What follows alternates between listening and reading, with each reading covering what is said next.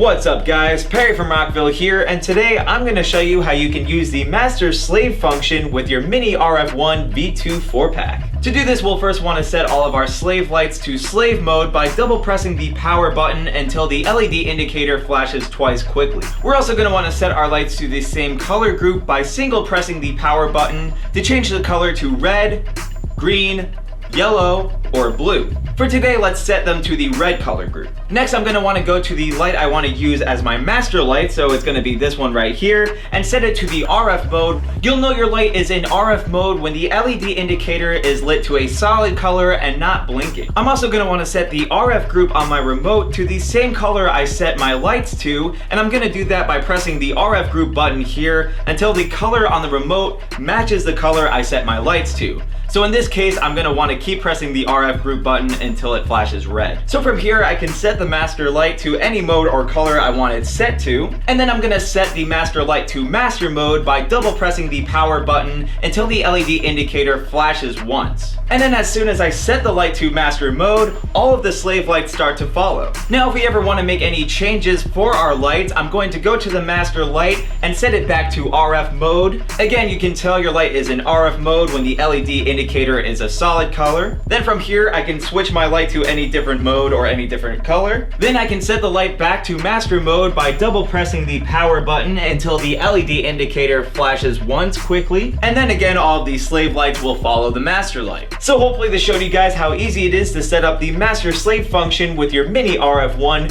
V2 4-pack. But of course, if you have any questions, comments, or concerns, feel free to reach out to our customer support team through phone or email. As always, I'm Perry from Rockville, and we'll see you guys next time.